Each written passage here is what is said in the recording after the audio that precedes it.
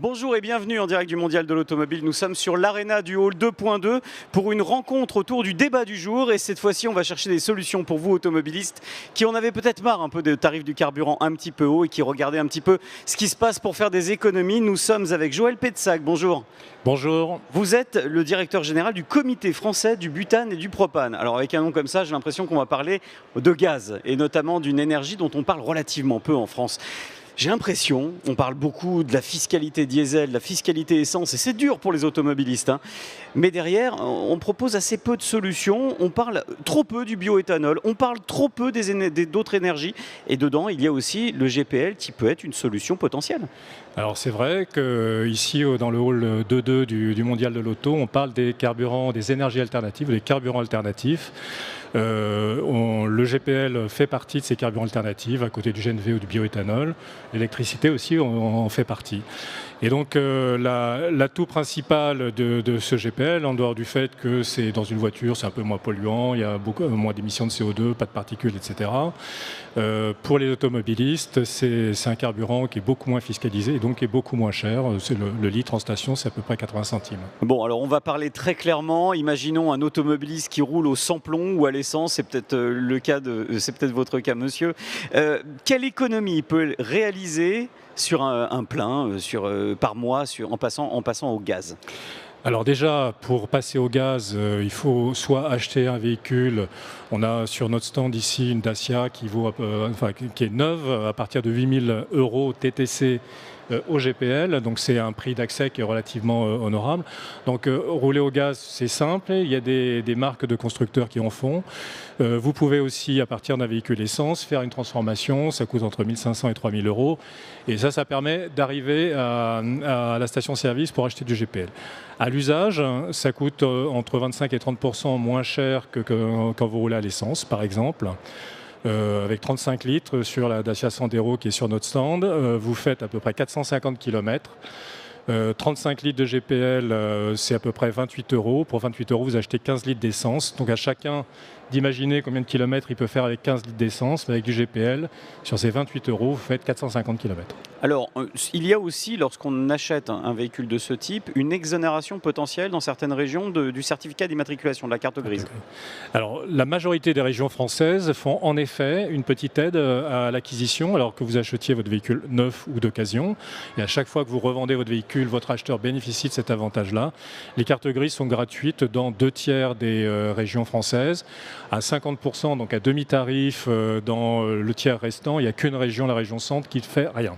Alors, on a aussi une problématique en France, on a tendance à mettre la charrue avant les bœufs ou même l'inverse. Si on prend par exemple le bioéthanol, on autorise les boîtiers, malheureusement on est en train d'augmenter le nombre de stations. C'est long, c'est compliqué. Si on regarde du point de vue du gaz, cette fois-ci c'est l'inverse, on a du GPL qui est très présent dans les stations-service. Et on n'a pas de voitures, très peu. C'est combien le parc GPL en France? Alors, il y a aujourd'hui qui roulent en France, qui sont immatriculés d'à peu près 200 000 véhicules, sur un parc de 32-33 millions de véhicules. Donc c'est peu, mais quand on prend un parc équivalent en Italie, par exemple, il y a aussi 33 millions de véhicules en Italie, et il y a près de 3 millions de véhicules qui roulent au GPL. Donc la taille du parc est évidemment un point clé, mais nous on a investi dans les stations-service. On a à peu près 1700 stations qui ont du GPL aujourd'hui à 80 centimes du litre. Il y en a près de 30 000, un peu plus de 30 000 en Europe. Donc il y a un réseau en France, il y a un réseau dans nos pays voisins, il y a un réseau en Europe. Ce qui veut dire qu'on peut rouler au GPL sans aucune difficulté. Et si un jour on ne trouve pas la station là où on est, ce véhicule roule aussi à l'essence. Ah oui, ça c'est plutôt intéressant. Pourquoi les marques ne proposent-elles pas toutes une motorisation GPL dans leur gamme?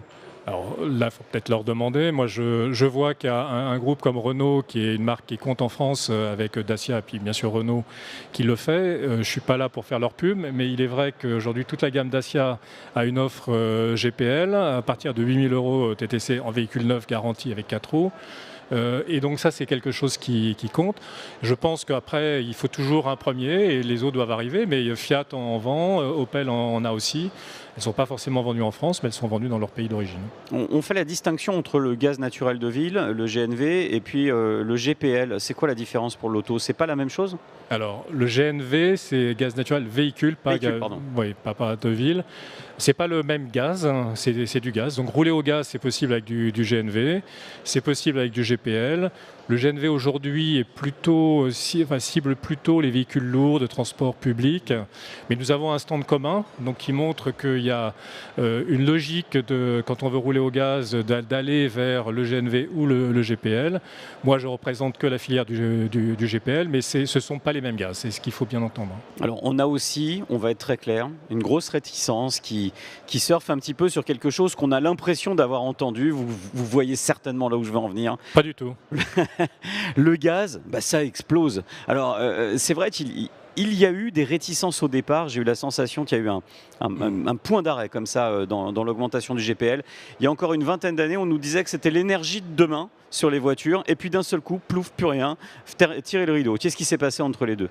Alors, il s'est passé 20 ans. Il y a eu un accident dont on a beaucoup parlé, en effet, à l'époque. Pour ceux qui ont plus de 20 ans, ils s'en rappellent peut-être. Bon, néanmoins, il n'y a aucune marque automobile qui émettrait du gaz dans ses voitures s'il y avait un vrai problème de sécurité. Le gaz, ça brûle, ça peut exploser, mais ça fonctionne dans un moteur à explosion. Donc, je pense que la finalité, c'est bien de le faire exploser à un endroit dans le moteur. On est bien d'accord. Hein. Donc, le problème de sécurité n'existe plus. Tous les parkings n'a jamais vraiment existé, même s'il y a eu un accident. Tous les parkings acceptent les véhicules GPL, même si parfois il y a des panneaux qui donnent l'impression que ça ne l'est pas, mais c'est une réglementation qui date d'une quinzaine d'années. C'est les véhicules GPL non équipés de soupapes de sécurité. Il n'y en a plus. Il n'y en a plus. Les soupapes sont obligatoires depuis 2001 partout en Europe et dans le monde. Et donc tous les véhicules GPL sont dotés. Donc se stationner dans un véhicule, dans un parking public, c'est possible.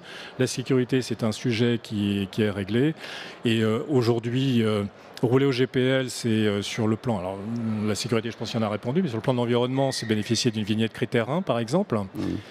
Critère 1, c'est quelle que soit l'année d'immatriculation, j'ai pas les moyens de m'acheter une voiture d'occasion, enfin une voiture neuve plutôt électrique à 20 000 euros. Je peux acheter un véhicule GPL d'occasion, ça vaut 3 000 euros et je bénéficie de la vignette Critère 1, même si ce véhicule a 10 ans. Ouais, ça peut être pertinent pour des grandes villes où on a des difficultés maintenant à circuler avec les programmes de restriction de circulation et on en sait quelque chose ici. Exactement. Joël Pétsac, je voudrais revenir quand même sur véritablement l'utilisation du GPL parce que dans le monde, on sait à peu près le parc automobile GPL. Il y a un peu plus de 25 millions de véhicules GPL dans le monde. Une grande partie de ce parc se trouve en Europe et un peu en Asie. C'est un carburant, dans les dernières statistiques, c'est le premier carburant alternatif utilisé à côté du diesel et de l'essence, donc comme une solution qui est largement maîtrisée. En fait, je pense que dans tous les pays, c'est le produit qui, parce qu'il n'est pas coûteux à mettre dans un véhicule, la preuve, la Dacia à 8 000 euros. Transformer des véhicules essence au GPL, c'est une opération qui est relativement simple et donc ça a été largement diffusé depuis très longtemps. Maintenant, l'avenir du GPL, c'est aujourd'hui, on est un produit fossile, même s'il émet moins de CO2 que du gazole ou du diesel ou de l'essence. Néanmoins, demain, le GPL sera aussi renouvelable. Donc le gaz renouvelable, c'est l'avenir du GPL, il y en a déjà dans certaines stations-service. Le véhicule, c'est toujours le même moteur, c'est toujours le même réservoir. Mais demain, on aura du GPL issu de betterave. Le GPL demain, issu de betterave, vous êtes sur une filière, j'ai l'impression, qui est très proche, qui est convergente avec les intérêts notamment du bioéthanol. Vous avez quasiment la même problématique, un avantage environnemental évident, et puis la difficulté quand même à être poussé par les pouvoirs publics, si ce n'est à travers une vignette Critère. Alors il y a la vignette Critère, la fiscalité, si le prix du GPL est à 80 centimes du litre, c'est parce que sur un litre de GPL, vous payez 11 centimes de taxe, de TICPE plus la TVA. Donc la taxe sur l'énergie, c'est 11 centimes. Sur le diesel, ça va être bientôt 60 centimes et ça va bientôt être 70 centimes sur l'essence. Donc il y a entre 6 et 7 fois moins de taxes sur un litre de GPL que sur un litre d'essence ou de gazole. Donc c'est déjà une aide, puisque cette taxe elle est décidée par le gouvernement. Après, c'est un peu compliqué d'exister dans la parole publique. C'est-à-dire que quand le président, le Premier ministre ou le ministre de l'Énergie, ils ont plutôt tendance à parler du véhicule électrique, qui est une solution intéressante, et relativement peu des solutions gaz. Alors merci de me donner la parole pour le faire savoir aujourd'hui. Allez, on a parlé de l'intérêt de l'automobiliste, on a compris 27% d'économie sur son plein de carburant, moi ça me va. Maintenant on va regarder du côté de la voiture et de l'automobile. En termes de longévité, de fiabilité moteur, on est comment sur le gaz? Donc on est sur un moteur de technologie essence. Les opérations de maintenance sont les opérations de maintenance d'un véhicule essence. Un ingénieur de Renault me disait qu'il faisait des tests aujourd'hui, au bout de 70 000 km, il n'est toujours pas nécessaire de faire la vidange. Alors les vendeurs d'huile, ils vont peut-être pas être très contents, ou ceux qui assurent ce type d'opération, mais ce qui veut dire qu'un moteur au gaz, c'est un moteur qui est quand même relativement protégé par le carburant qu'il va utiliser. Parce que, comme dans une chaudière au gaz par rapport à une chaudière au fioul, le gaz c'est propre, et c'est propre pour le moteur, c'est propre pour l'air qui est utilisé ou qui est rejeté. Autre question, on a parlé de la fiabilité du moteur, maintenant je vais vous parler de la voiture en elle-même. On dit souvent qu'une motorisation GPL c'est un petit peu plus lourd, un petit peu plus lent. C'est une réalité ou alors en termes d'agrément de conduite, on est sur quelque chose d'à peu près similaire? Alors c'était sûrement vrai pour votre grand-père, enfin ou pour le mien, mais par contre aujourd'hui la technologie a fortement évolué, on fait de l'injection directe en GPL alors que on perdait de la puissance il y a une vingtaine d'années quand on était sur des systèmes de carburation. Avec l'injection maintenant, enfin les technologies d'aujourd'hui, on a le même confort de conduite qu'à l'essence, on est sur un véhicule de technologie essence. Passer du gaz à l'essence, du GPL à l'essence dans un véhicule ou l'inverse, ça se fait automatiquement en appuyant sur un bouton, en roulant ou à l'arrêt, peu importe. Et donc il n'y a aucune différence. Et même je trouve que c'est intéressant pour les gens qui roulaient auparavant au diesel en passant au GPL. Ils vont avoir un véhicule qui va leur coûter moins cher, qui va leur coûter moins cher à l'achat, qui va leur coûter moins cher à l'usage et qui en même temps leur donnera un confort de conduite qui sera très satisfaisant. Et sur le marché de l'occasion, on veut renouveler son véhicule, on revend assez simplement ce type de véhicule? Les cotes des véhicules GPL sont plutôt bonnes, c'est l'Argus qui le dit. Alors, je ne sais pas si l'Argus est toujours référent dans le domaine, mais en tout cas, il se vend entre 25 et 27 000 véhicules d'occasion chaque année. Donc sur le parc de 200 000, c'est à peu près 10% du parc qui change de main. Et aujourd'hui, les automobilistes n'ont pas vraiment de difficulté à vendre des véhicules d'occasion, si tant est que le véhicule est en bon état, mais comme tout véhicule d'occasion. Parce qu'il y a beaucoup de gens qui sont intéressés pour bénéficier de la vignette Crit'Air 1 sur un véhicule qui vaut moins de 3 000 € et éventuellement qui leur permet de rouler dans les villes où c'est aujourd'hui interdit pour les vieux véhicules. Est-ce que vous êtes d'accord sur le constat que dans quelques années, ce sera plutôt qu'un tout électrique ou un tout pétrole, peut-être un mix énergétique entre diverses solutions qui peuvent être du bioéthanol, on en a parlé, du gaz et évidemment de l'électrique potentiellement? On est d'accord, l'avenir va être beaucoup plus complexe pour le choix des automobilistes sur quelle est la bonne technologie. Si j'achète aujourd'hui un véhicule, est-ce que je dois le prendre à l'électrique, en hybride, en GPL, GNV? C'est sûrement pas simple. Il faut plutôt raisonner par rapport à son besoin. Si je pars souvent en week-end, si je fais 20-30 km par jour, le GPL, ça peut être, avec le même véhicule, je peux répondre à ces différents types de besoins. Je peux faire 500 km dans mon week-end sans avoir besoin de refaire le plein, j'ai cette autonomie-là. Donc la réflexion sur le besoin de l'automobiliste est sûrement plus complexe aujourd'hui et demain, ça le sera sûrement encore plus. Alors on dit souvent que par exemple, quelqu'un qui roule au diesel, c'est une motorisation faite pour faire beaucoup de kilomètres, des longs trajets notamment. On essaie d'affecter un petit peu les motorisations à l'usage. On dit aussi que l'électrique, c'est une utilisation quasi 100% urbaine. Je crois qu'on est tous d'accord ici. Le GPL, c'est une énergie pour qui ? L'avantage sur le rejet, sur la pollution d'un véhicule, le GPL a un vrai avantage parce qu'il n'émet pas de particules et pas d'oxyde d'azote, donc il a un vrai avantage en zone urbaine. Ce que je disais précédemment, c'est qu'en termes d'usage, pour quelqu'un qui habite en proximité d'une zone urbaine, il aura cet avantage sur la pollution, sur la vignette Crit'Air, sur le coût d'utilisation, et il pourra partir en vacances ou partir en week-end avec toute sa famille dans ce même véhicule. Donc c'est ceux qui n'ont besoin que d'un véhicule, avec un véhicule GPL, ils peuvent faire tout ça. Ensuite, c'est pas la seule solution.